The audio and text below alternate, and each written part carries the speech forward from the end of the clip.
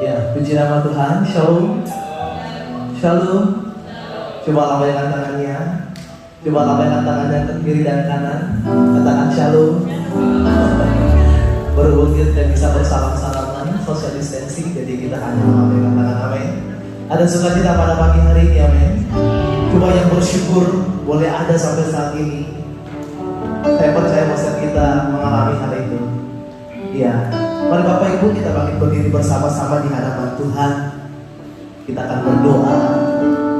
Kita akan datang menyerahkan hidup kita, ibadah kita pada pagi hari ini. Haleluya Tuhan. Pada pagi hari ini Bapak, kami datang dengan segenap hati kami di hadapan Tuhan. Kami datang merendahkan setiap hati kami ya Bapa. Kami rindu lawatan Tuhan. Kami rindu jamahan Tuhan. Bapa, mari Tuhan Engkau hadir, Engkau memenuhi setiap kami. Biarlah Tuhan pada pagi hari ini, waktu yang singkat ini Tuhan, kami boleh merasakan Tuhan, kami boleh merasakan kehadiran-Mu di tengah-tengah kami. Kami tahu Tuhan ketika kami ada dalam hadirat-Mu, kami yang lemah dikuatkan, kami yang bersedih dihibur, bahkan kami yang sakit Tuhan Engkau sembuhkan. Terima kasih Bapa, kami menyerahkan ibadah kami pada pagi hari ini ke dalam tangan Tuhan. Biarlah semuanya itu Bapa hanya untuk kemuliaan bagi nama Tuhan. Kami ikat segala kuasa roh jahat. Biarlah tidak berkuasa atas ibadah kami pada pagi hari ini, tapi biarlah kemuliaan Tuhan memenuhi tempat ini. Terima kasih Tuhan. Kami siap untuk memuji dan menyembah Engkau Allah yang kudus di dalam nama Tuhan Yesus. Haleluya. Silakan duduk Bapak Ibu yang dikasihi Tuhan. Kita akan sama-sama menyembah Tuhan pada pagi hari ini. Mari kita persiapkan setiap hari ini. Haleluya Tuhan.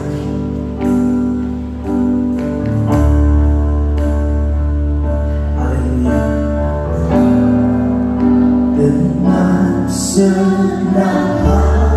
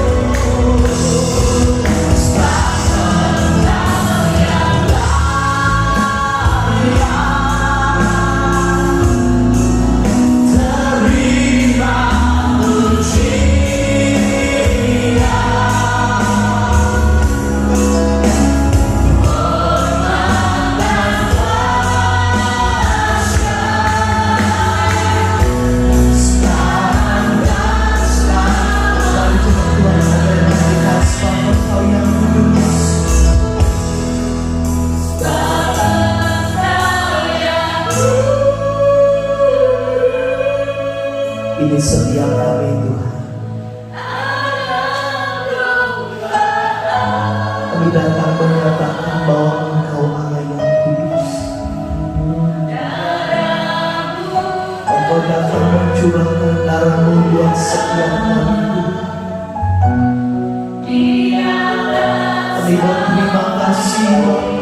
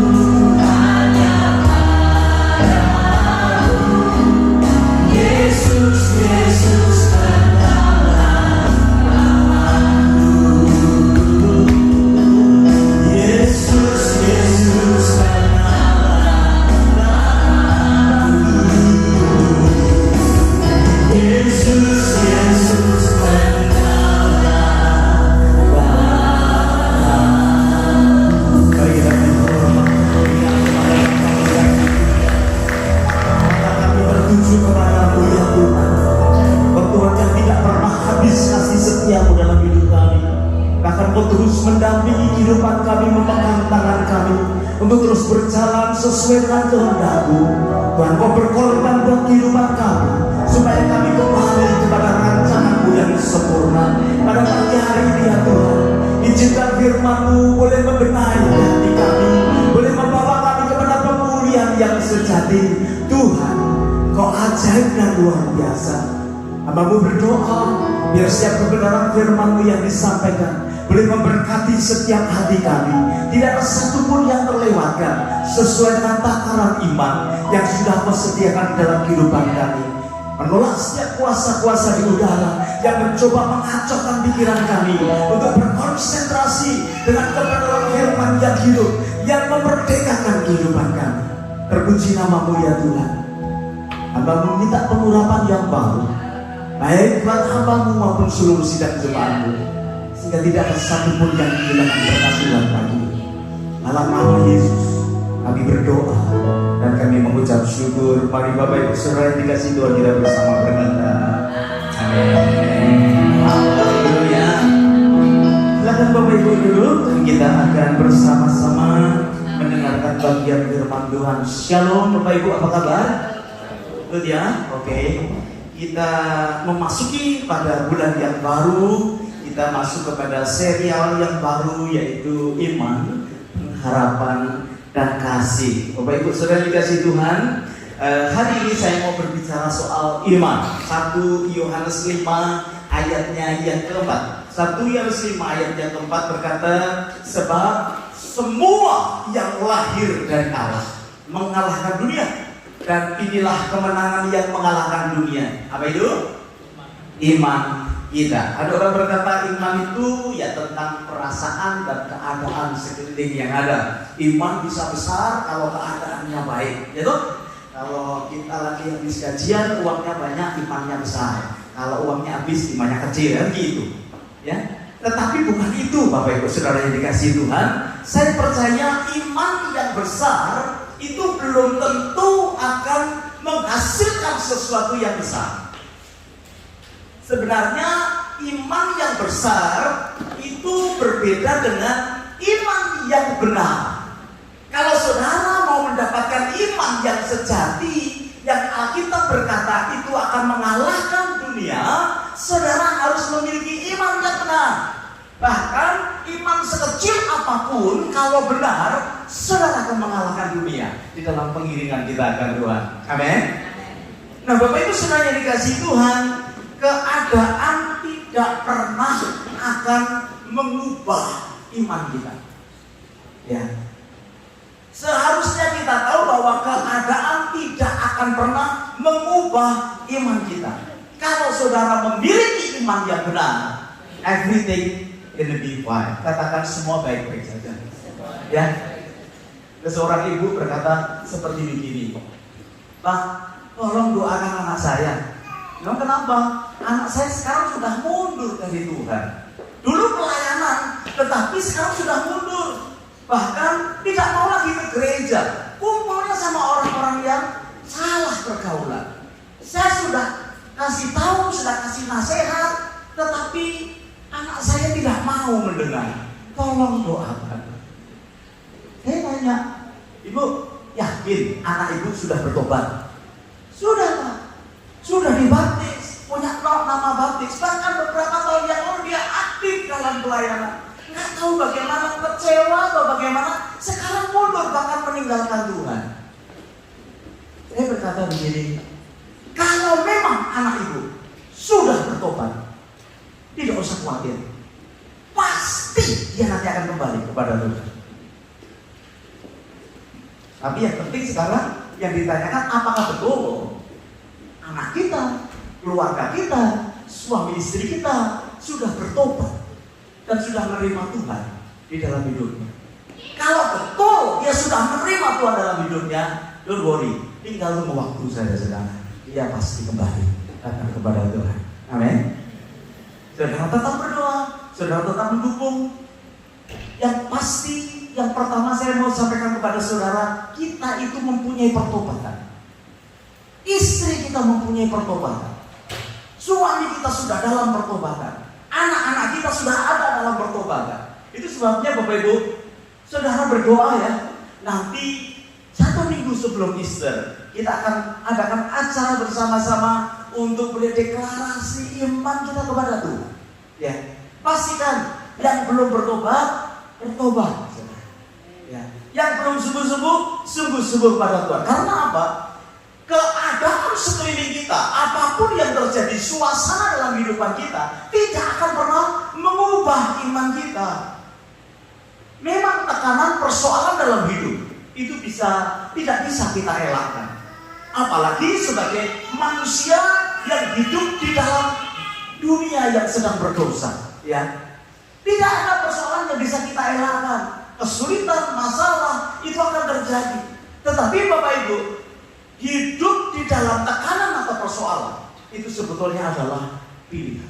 Saya ulangi sekali lagi. Tekanan hidup tidak bisa dielakkan. Persoalan tidak bisa dielakkan. Tetapi kalau saudara dan saya mau hidup di dalam tekanan, itu adalah pilihan.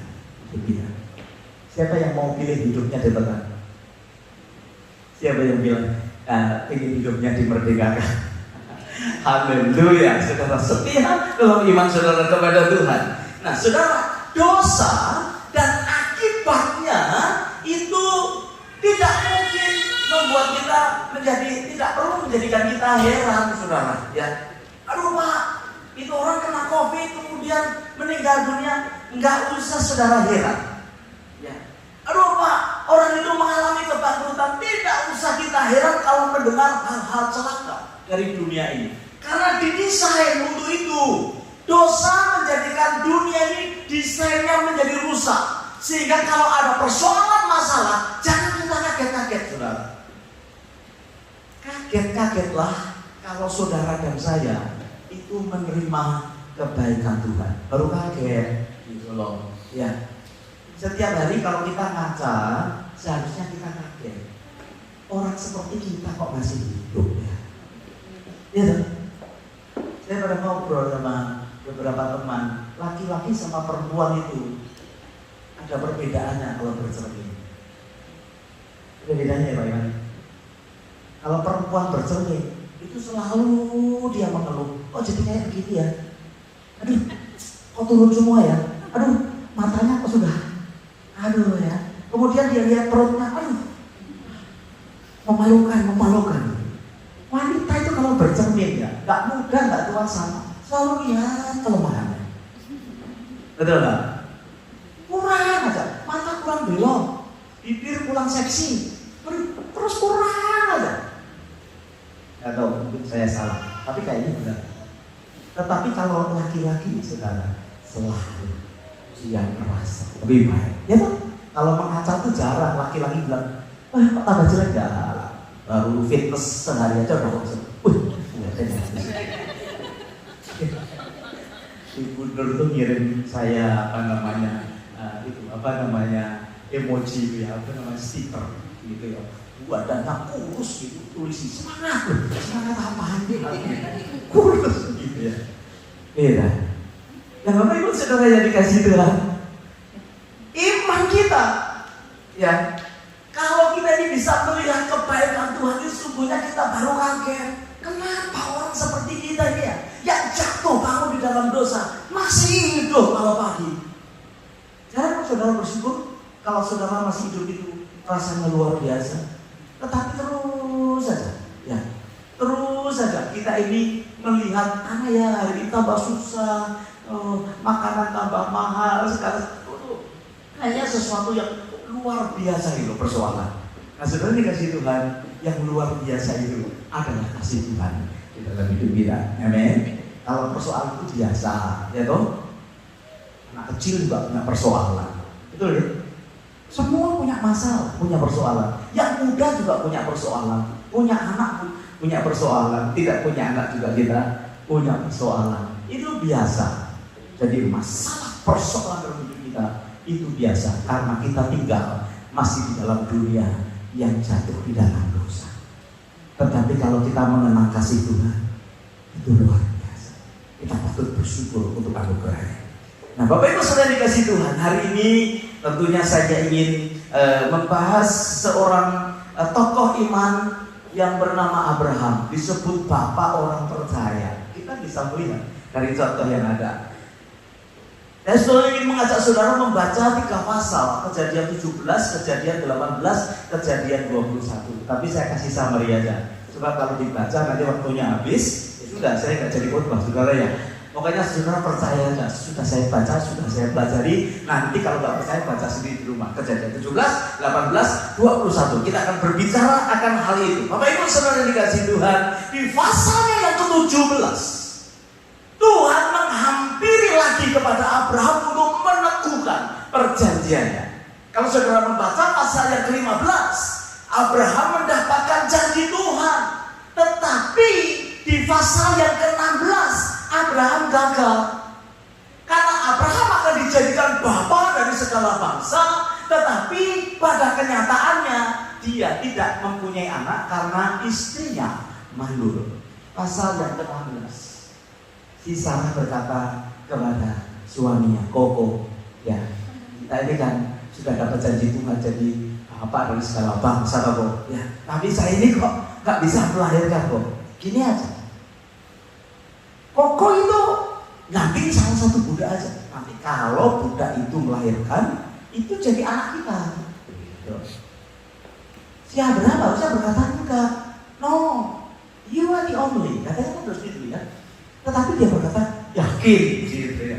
Yakin, saudara. Akhirnya kejadian di pasal 16, dia melakukan perbuatan yang salah. Bapak Ibu saudara yang dikasihi Tuhan, walaupun Abraham disebut bapak orang beriman, sebetulnya di dalam hidupnya dia itu mengalami banyak kegagalan dari imannya. Dia percaya kepada Tuhan, dia beriman kepada Tuhan, tapi pada kenyataannya dia mengalami banyak kegagalan di dalam imannya kepada Tuhan.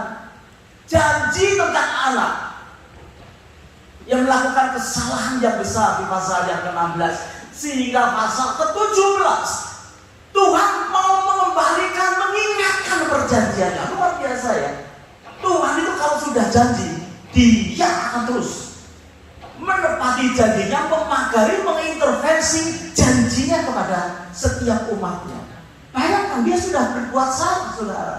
Tetapi bukan Abraham yang datang minta ampun kepada Tuhan, tetapi Tuhan yang datang kepada Abraham untuk meneguhkan janjinya.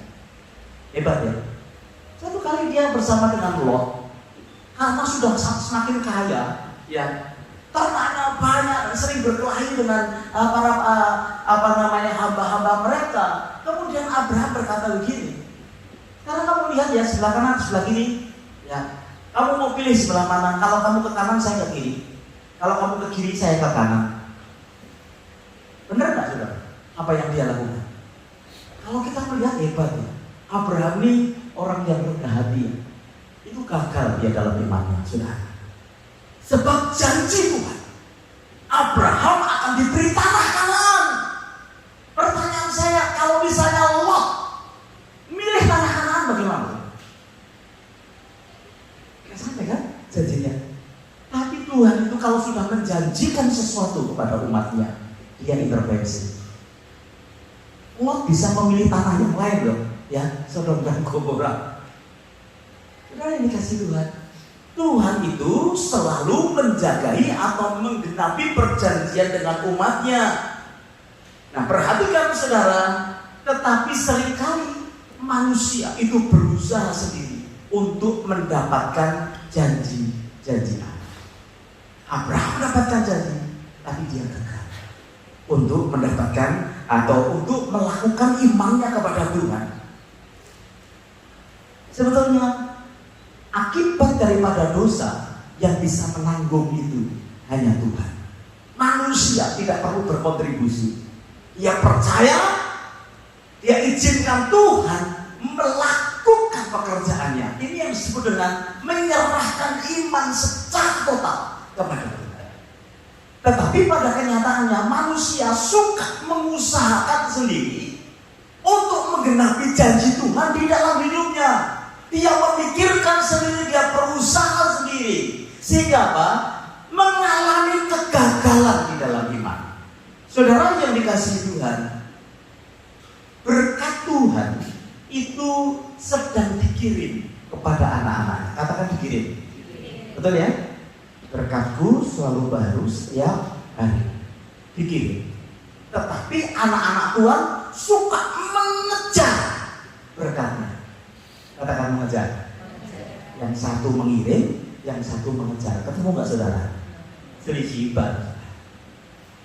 Kita kejar, karena Tuhan kirim. Nggak ketemu, betul kan? Misalkan ketemu pun cuma lewat. Karena apa? Karena kalau freeway itu jalurnya satu sana, satu ke sini. Loh, berkatnya lagi. Kita kejar berkat ke sana, berkatnya dikirim Tuhan ke sini. Mengerti saudara ya? Itu yang disebut dengan kegagalan iman. Karena apa? Karena kita ini mencoba mengusahakan untuk mendapatkan janji Tuhan itu dengan cara kita. Nah, Bapak Ibu Saudara yang dikasihi Tuhan, Adam dan Hawa juga melakukan hal yang sama. Ya, Tuhan yang atasi ketika dia berbuat dosa, kan? Lari dari Tuhan dan menutupi dirinya dengan apa namanya? Dengan kawat yang terbuat dari apa, Bapak Ibu? Dari daun ara, ya, dari daun pepohonan. Padahal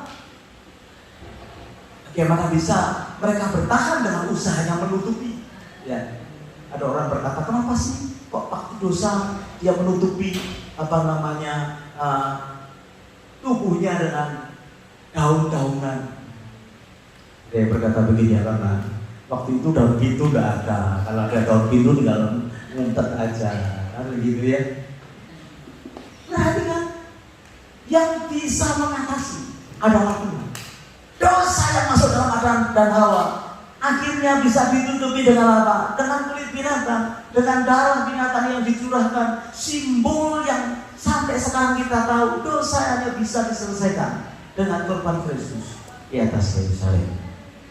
Hari ini kita akan mengadakan perjamuan kudus. Perhatikan, sampai hari ini kalau kita gagal di dalam iman kita, kita tidak bisa mengupayakan diri kita untuk bisa keluar dari persoalan itu. Tetapi hanya Tuhan. Hanya Tuhan yang bisa menyelesaikan persoalan manusia. Amin. Bapak Ibu, Yakub dan Esau. Siapa yang sebetulnya disampaikan yang mendapatkan janji Tuhan untuk mendapatkan hak kesulungan? Siapa, Bapak Ibu? Yakub atau Esau? Hah? Enggak. Yakub. Pada waktu dia diberkati orang tuanya Yakub. Bapak Ibu, seharusnya nggak usah pakai menipu atau memperdaya orang tua, itu sudah jatahnya. Ya. Tapi perhatikan saudara, Tuhan itu selalu mengintervensi rencananya terhadap umatnya. Saya berdoa setiap saudara paham akan rencana Tuhan dalam hidupmu dan izinkan imanmu berserah total kepada Tuhan, karena Tuhan selalu mengintervensi janjinya kepada saudara dan saya. Yang kedua, manusia itu bisa gagal di dalam iman, ya. Tetapi kegagalan iman umat Tuhan itu tidak membatalkan janji Tuhan. Itu istimewanya kita ini dipilih oleh Tuhan, ya. Adalah umat pilihan Tuhan. Walaupun saudara gagal di dalam iman saudara, kemudian saudara jatuh di dalam kelemahan saudara, saya mau sampaikan kepada saudara, ada anugerah yang luar biasa. Kegagalan iman kita itu tidak akan bisa membatalkan akan janji Tuhan di dalam hidup saudara dan saya. Tidak mungkin. Kenapa? Ketika kita masih menjadi musuh Allah, ketika kita masih berdosa, kemudian kita datang menerima panggilan Tuhan, Tuhan berkata Dia kirimkan anaknya supaya barang siapa yang percaya kepadanya tidak binasa. Kalau ada musuh Allah yang mau datang menyerah kepada Tuhan, memanggil Yesus dalam hidupnya diselamatkan dan diubah dari menjadi musuh Allah menjadi sekutunya Tuhan, bahkan disebut menjadi anak-anak Tuhan. Bagaimana mungkin Tuhan yang sudah mengirimkan anaknya sendiri sehingga orang yang menerima dia, yang sudah berubah menjadi anak-anaknya, dimusuhi lagi. Nggak mungkin. Makanya saya yakin, saudara, keyakinan atau iman kita kepada Tuhan itu memang pilihan Allah atau pemilihan Allah dalam hidup saudara. Bukan kita yang mencari Tuhan, Alkitab berkata, tetapi Dia yang mencari kau dan saya. Cuma herannya ada anak-anak Tuhan yang mengabaikan akan anugerah itu. Saya berharap setelah hari ini engkau merenungkan hidup. Sampai kapanpun ketika engkau menjadi pilihan Tuhan, janjinya tidak akan pernah lepas dari hidup saudara. Amin. Rencananya tidak akan pernah lepas dari hidup saudara. Tuhan tidak akan pernah melepaskan anak-anaknya. Katakan Tuhan tidak pernah melepaskan. Anak-anaknya yang sudah dipilih itu dibayarnya dengan darah Yesus.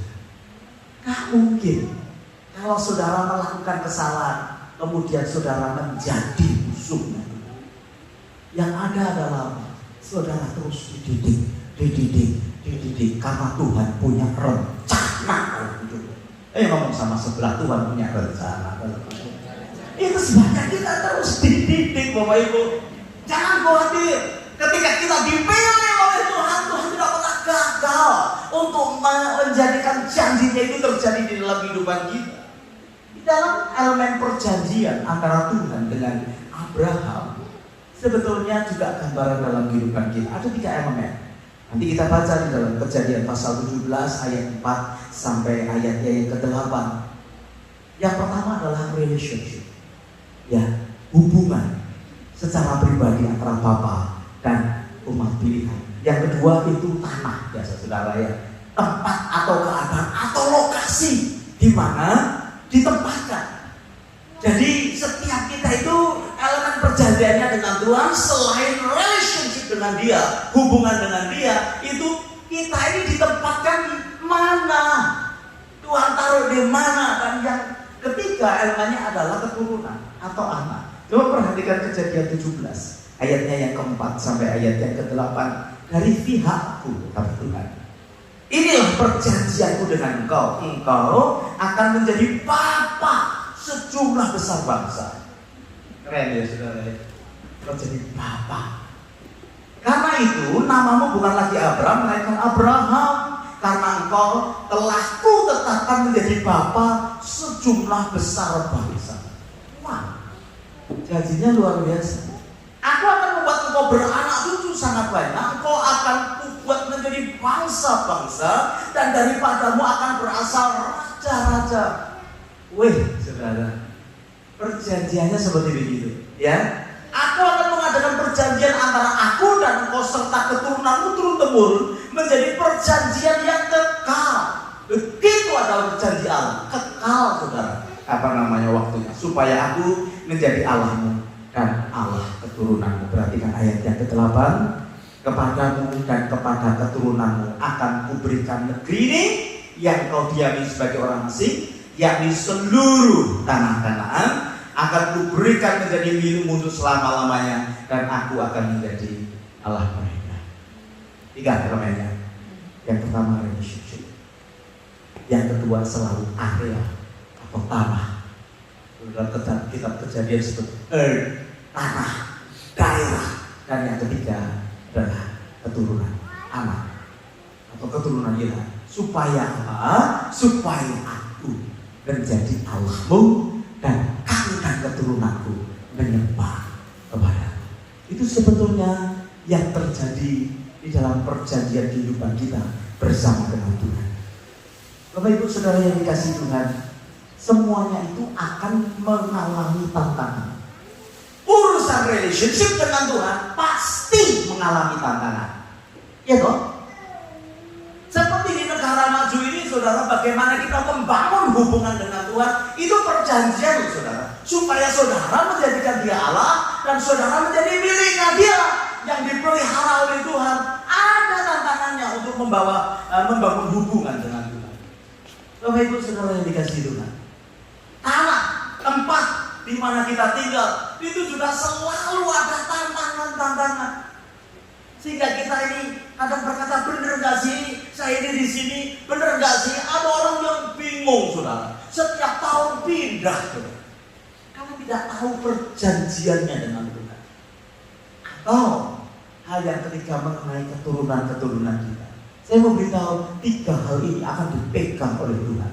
Itu sebabnya percayakan imanmu secara total. Supaya apa? Supaya kita menjadi umat yang dipilih oleh Tuhan dan menyembah kepada Dia. Kalau saudara gagal, pasti akan rusak hubungan kita dengan Dia. Kalau saudara gagal, pasti ada persoalan yang sepertinya membebani kehidupan kita. Itu adalah pilihan kita. Ya, karena keadaan situasi, kalau kita tahu janji Tuhan dalam hidup kita, itu tidak akan mengganggu iman kita.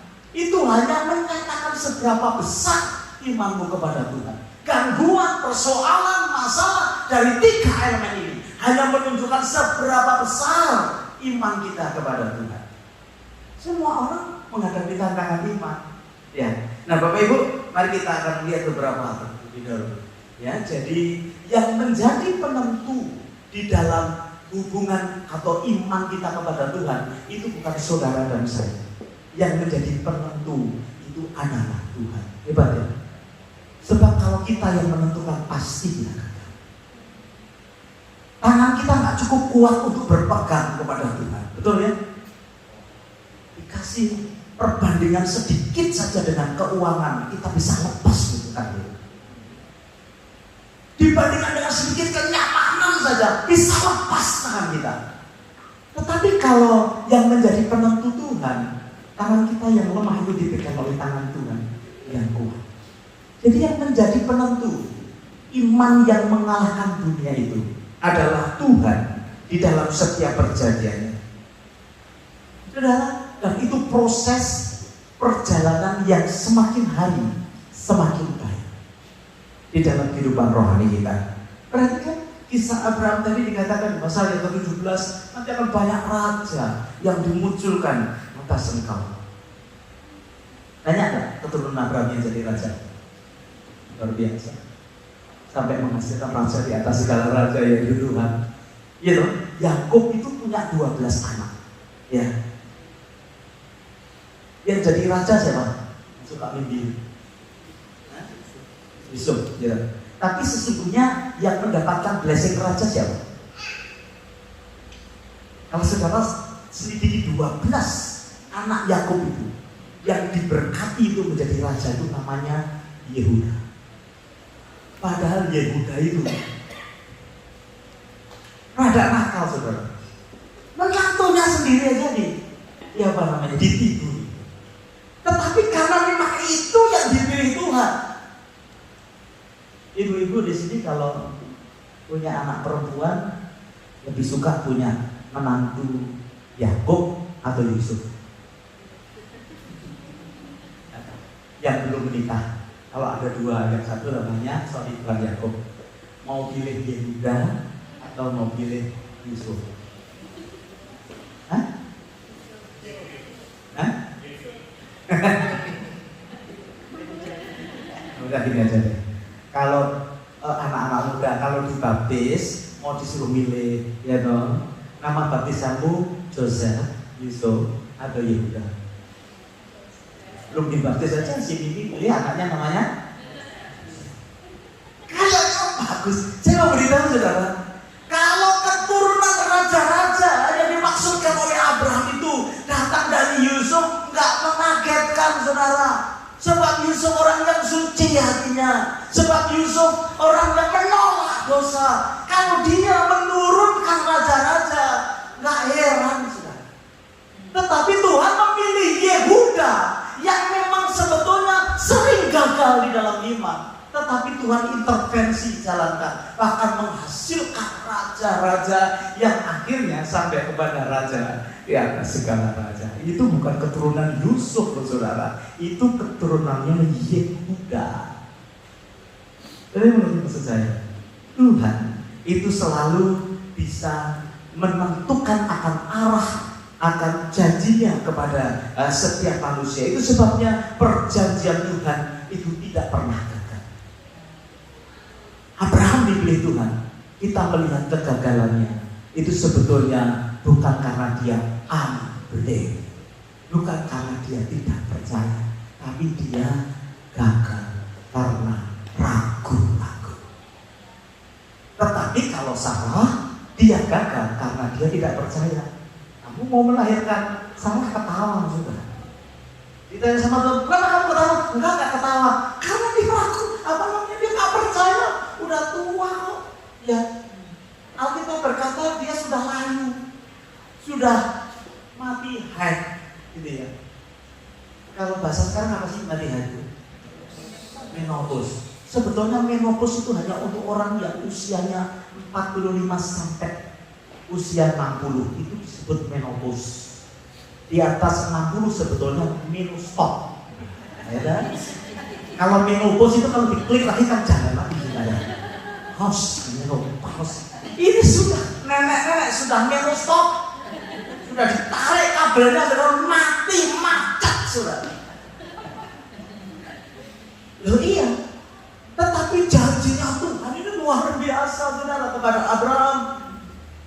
Abraham gagal karena dia doubt, karena dia ragu-ragu. Apa betul? Ketika Tuhan datang kepada dia, Alkitab percaya dia tertunduk, mukanya sampai ke tanah.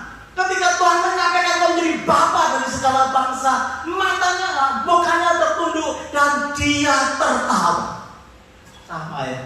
Suami tertawa, istri tertawa. Cuma bedanya tertawa sambil berkata gini, apa iya gitu loh, kayak gini. Hebat loh saudara, laki-laki. Sebetulnya penggenapan janji Tuhan sebetulnya tidak tergantung kepada Abraham, tetapi tergantung kepada Sarah. Kita melihat setelah Sarah mati, saudara, Abraham kawin lagi. Namanya siapa? Wanita itu? Ada yang tahu? Keturah, betul. Dan Alkitab berkata dengan Keturah dia masih punya anak laki-laki perempuan, saudara. Jadi sebetulnya pemenuhan janji Allah ini tergantung kepada si Sarah. Makanya panjang, saudara. 25 tahun mereka nunggu. Sebab kalau cepat kejadiannya nggak asik, ceritanya nggak asik. Makanya kalau saudara berdoa sudah lama nggak dijawab-jawab, saudara, itu sebetulnya Tuhan mau bikin asik. Oh, Tuhan, kalau doa jawab, asik, saudara. Ya. Tetapi biasanya kegagalan atau keraguan-raguan iman kita itu justru yang akan membawa kita naik kepada level iman yang baru.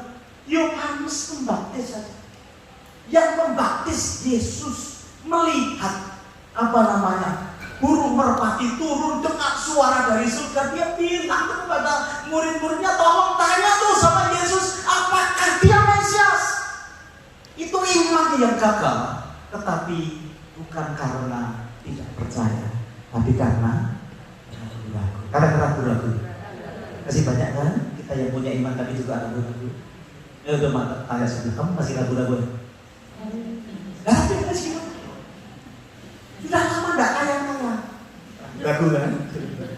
Biar dipanjangin sama Tuhan, biar kelihatan bagus. Ya.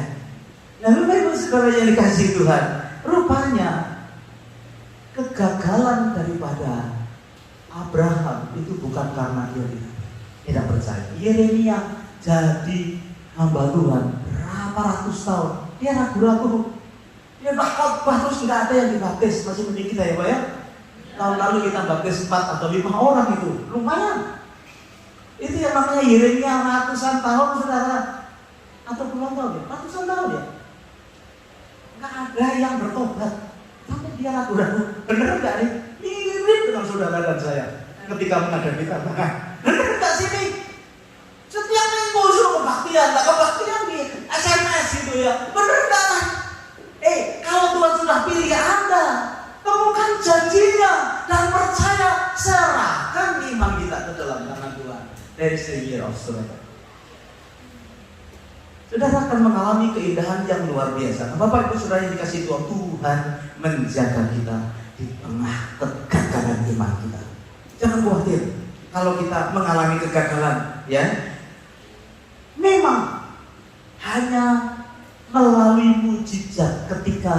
kita ini sudah tidak bisa berdaya apa-apa, ya. Itu sebabnya yang jadi penentu urusan anak itu, keturunan itu Sarah, ya. Karena Sarah mandul. Kalau punya anak itu mukjizat yang luar biasa.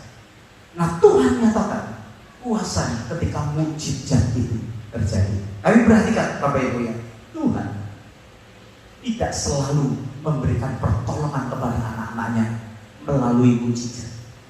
Kalau tidak ada cara yang lain, mukjizat dinyatakan. Tetapi kalau ada cara yang lain, kita diminta untuk bertindak secara iman. Bangsa Israel itu ketika di padang pasir, saudara ya, berapa tahun itu? 40 tahun ya. Itu dia mengalami mukjizat mana setiap hari. Kita kira mana? Pengen burung. Oh, apa yang kasih burung? 40 tahun. Karena cara lain mereka nggak ada shopping mall, ya. Itu pakaian nggak rusak-rusak, saudara ya. Karena nggak bisa shopping kan? Itu namanya mukjizat.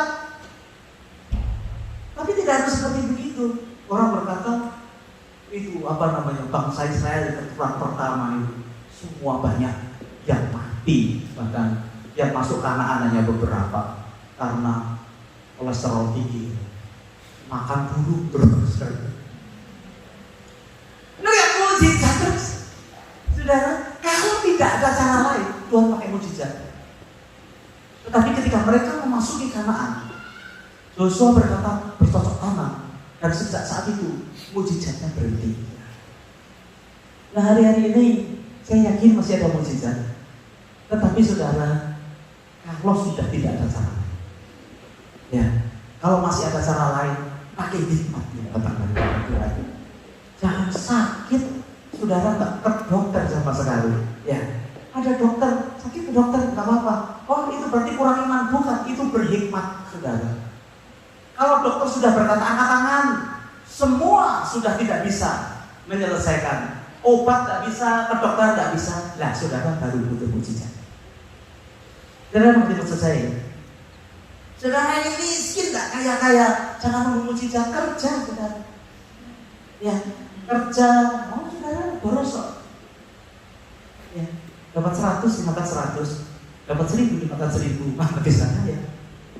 Bapak Ibu, kalau sudah terpojok tidak bisa Pak, itu namanya kita perlu mukjizat yang ada. Nah, Tuhan pasti memberikan pertolongan kepada saudara. Tapi pertolongannya tidak selalu berupa mukjizat. Kerjakan apa yang kita bisa. Tangan kita serahkan kepada Tuhan supaya diberkati. Otak, pikiran, cara pandang, cara hidup kita serahkan ke dalam tangan Tuhan. Maka Tuhan akan menolong hidupan kita. Yang terakhir, saudara, di Kisah Kejadian 17, Kejadian 18, Kejadian 21, situ kita menemukan istilah rahasia Allah yang Maha Kuasa. Tuhan berkata gini, apakah ada sesuatu yang sulit bagiku untuk aku perbuat? Apakah ada sesuatu yang rumit, yang bermasalah untuk aku menolong engkau sebagai umatku? Apakah ada sesuatu yang sulit? El Shaddai itu digambarkan sebagai seorang ibu yang menyusui bayi. Apakah ada sesuatu yang sulit untuk aku menolong engkau? Hari ini hal yang sama juga ditanyakan di dalam kehidupan kita. Bagaimana keadaanmu? Adakah Tuhan terlalu sulit untuk menolong kita dalam persoalan itu? Masing-masing berbeda. Tapi Bapak Ibu Saudara dikasih Tuhan, saya percaya tidak ada yang sukar dalam menolong kita. Amin Bapak Ibu. Itu sebabnya mari kita percaya iman yang tidak digoyahkan karena persoalan. Persoalan boleh datang, itu hanya untuk mengukur iman kita kepada Tuhan. Iman yang benar bahwa dia mati, kemudian dia dibangkitkan, kemudian dia kembali ke surga. Iman yang benar bahwa dia Immanuel yang yang selalu menyertai kehidupan kita, tidak meninggalkan kita setiap waktu. Iman yang benar bahwa perjanjiannya itu akan dijaga oleh Tuhan, diintervensi oleh Tuhan, walaupun kita gagal untuk untuk melakukan iman itu bukan dikarenakan kita tidak percaya, tetapi gagal karena kita ragu-ragu. Seperti Abraham, seperti Yeremia, seperti Yohanes Pembaptis, seperti Paulus. Paulus pernah, saudara, saking bebannya berat sekali, Alkitab berkata dia putus asa. Mirip kan dengan kita? Bukan berarti Paulus tidak percaya, dia ragu tentang imannya kepada Tuhan. Tapi kita percaya pahlawan-pahlawan iman ini sequel. Dia tidak meninggalkan Tuhan dan dia tetap menjadi pahlawan-pahlawan iman.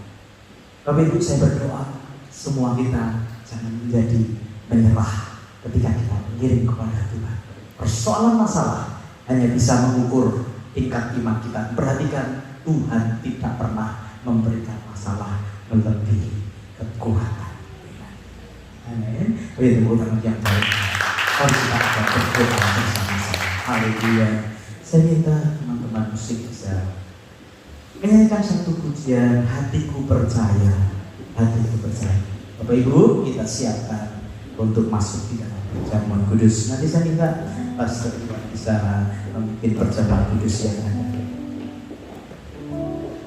Hatiku percaya, puji nama Tuhan.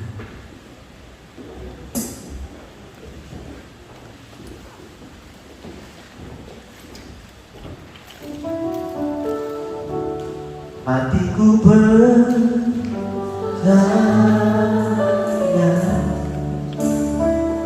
hatiku percaya,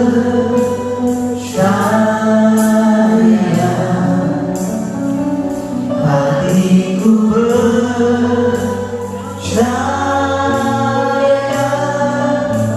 selalu ku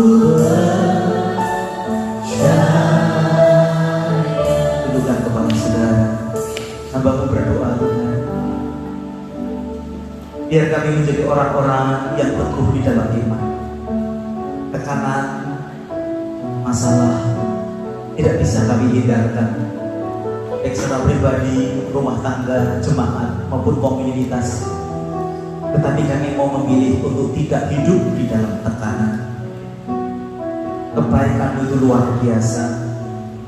Semua akibat dari dosa di atas muka bumi. Kau berkata kepada kami semua, datang kepadaku yang letih lesu dan berbeban berat.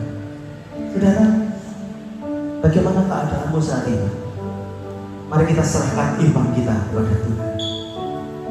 Karena memang yang bisa menyelesaikan Tuhan. Tuhan tidak butuh manusia untuk berkontribusi, tapi hanya butuh kerelaan kita menyerahkan hidup kita ke dalam tangan Tuhan. Total surrender. Percaya kepada Tuhan. Karena persoalan akan membuat engkau memiliki iman yang semakin tinggi, semakin kuat, sehingga ada tanggung jawab yang Tuhan beri. Iman adalah hal yang supernatural, di mana kita tidak dapat melihatnya, tetapi sesungguhnya imanlah yang bisa menghubungkan kita dengan Allah, menghubungkan kita dengan kasih-Nya, dengan janji-Nya, dengan masa depan kita di dalam Dia. Jadi sangatlah penting untuk membangun iman kita melalui penyerahan diri kita kepada Tuhan. Bapak Ibu, lewat iman sesungguhnya kita bisa bergantung sepenuhnya kepada Allah yang adalah sumber segala sesuatu yang baik itu. Sekarang masing-masing kita berdoa. Kalau kau ragu dengan Tuhan, itu hal yang biasa. Asal jangan sampai kau tidak percaya kepada Dia. Abraham tidak percaya. Maksud saya, Sarah tidak percaya. Tetapi Abraham hanya ragu. Dan dua-duanya tertawa. Dan saudara tahu, di pasal yang ke-21 akhirnya lahirlah Ishak yang artinya adalah tertawa. Tetapi bukan tertawa yang menertawakan Tuhan. Apakah dia bisa? bisa. Tertawa yang diakibatkan karena Tuhan sungguh-sungguh yang akan menggenapi. Kalau kau punya iman kepada Tuhan, waktunya akan tiba, kau akan dibuat tertawa karena Dia menggenapi janjinya. Hari ini kalau engkau tidak percaya kepada Tuhan, izinkan Dia masuk di dalam hidupmu. Tetapi kalau hari ini kau hanya sekedar ragu-ragu karena beban persoalan yang tidak kunjung berhenti dalam hidupmu, saudara, serahkan keraguan-keraguanmu ke dalam tangan Tuhan. Hatiku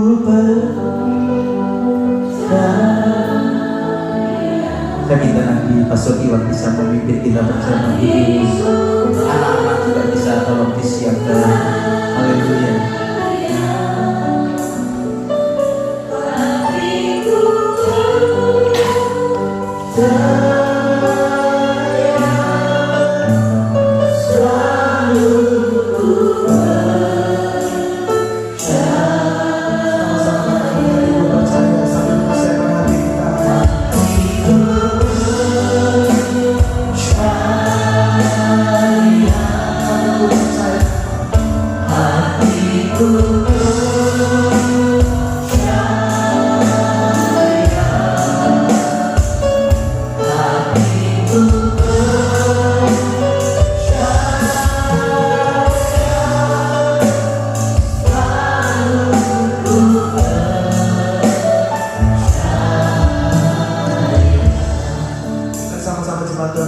Berdiri untuk menghormati perjamuan kudus yang sebentar lagi akan kita lakukan.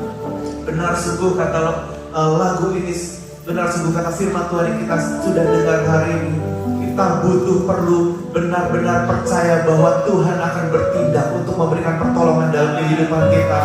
Kita benar-benar butuh percaya bahwa Tuhan sanggup untuk memberikan pertolongannya tepat pada waktunya. Saat ini mari sama-sama kita satukan hati. Sebentar kita mau persiapkan hati kita untuk perjamuan kudus. Tubuh dan darahnya telah dicurahkan bagi kita. Segala sesuatunya telah Tuhan berikan bagi kehidupan kita. Mari sama-sama kita menghormati momen-momen ini, saat-saat ini. Arahkan hati kita kepada Tuhan. Arahkan hati kita kepada Tuhan. Mari sama-sama kita angkat roti di tangan kanan kita. Bagi Bapak Ibu yang belum mendapat roti, boleh mengangkat tangan. Semuanya sudah terima, saya lihat.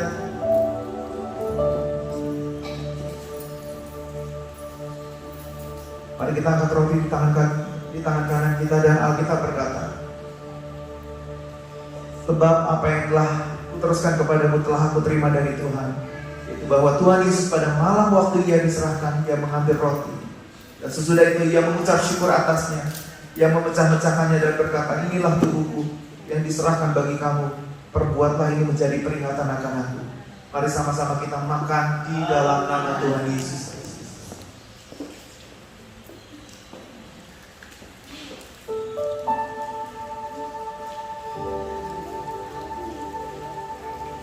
Terima kasih Tuhan buat tubuhmu terpecah bagi kami. Tempat yang dikasih Tuhan, mari sama-sama kita angkat cawan di tangan kanan kita. Firman Tuhan berkata, demikian juga Ia mengambil cawan sesudah makan lalu berkata, cawan ini adalah perjanjian baru yang dipeteraikan oleh darahku. Perbuatlah yang setiap kali kamu meminumnya menjadi peringatan akan aku. Mari sama-sama kita minum di dalam nama Tuhan Yesus.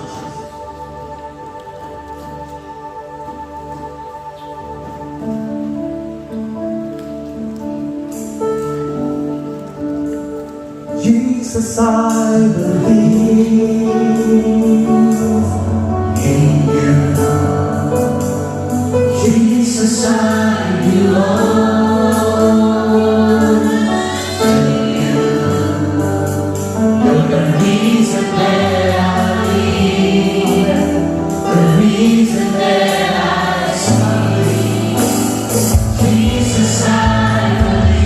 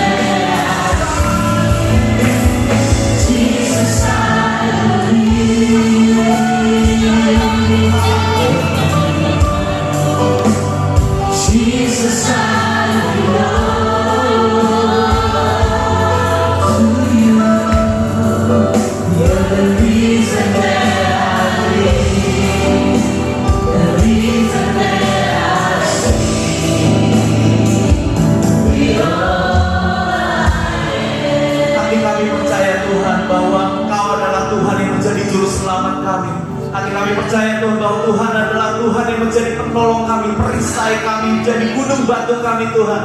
Mungkin saat ini Tuhan, kami di antara kami ada yang sedang mengalami masalah pencobaan atau pergumulan yang berat Tuhan. Tapi kami percaya Tuhan, tangan-Mu tidak akan pernah terlambat menolong kami Tuhan. Kau sanggup Tuhan menolong kehidupan kami Tuhan. Mungkin di antara kami Tuhan ada yang mengalami badai demi badai dalam hidup kami Tuhan. Tapi kami percaya sekali lagi Tuhan, dengan iman Tuhan kami tahu Tuhan, segala sesuatu yang terjadi dalam kehidupan kami Tuhan tidak akan dicobai melampaui kekuatan yang ada dalam kehidupan kami. Kami mau berjalan di dalam kekuatan yang Kau berikan Tuhan. Kami mau berjalan Tuhan di dalam iman yang Kau nyatakan dalam hidup kami Tuhan. Kami tahu Kau beserta dengan kami. Immanuel, Kau beserta dengan kami. Terima kasih Tuhan Yesus, terima kasih Tuhan. Hari ini Tuhan, kalau kami dengar firman Tuhan, Kau Tuhan adalah Tuhan yang mengintervensi akan panggilan-Mu Tuhan. Kau adalah Tuhan yang mengintervensi Tuhan akan janji-janji-Mu dalam kehidupan kami Tuhan. Kami mau belajar percaya janji-Mu ya dan amin, janji-Mu ya dan amin, janji-Mu pasti akan digenapi dalam kehidupan kami. Ajar kami untuk percaya Tuhan, ajar kami untuk total surrender, berharap sepenuhnya kepada-Mu Tuhan. Terima kasih Tuhan, untuk dan darah-Mu Tuhan. Bukti kasih-Mu dalam kehidupan kami, bukti kasih-Mu yang besar buat kehidupan kami semua yang ada di tempat ini. Kami percaya Tuhan, dan sepanjang tahun ini Tuhan, kami mau belajar menyerah total, berserah total, berharap total kepada keputusan dan kehendak-Mu Bapa. Di dalam nama Tuhan Yesus Kristus. Jemaat yang dikasih Tuhan boleh sama-sama katakan amin, amin, amin. Tuhan Yesus.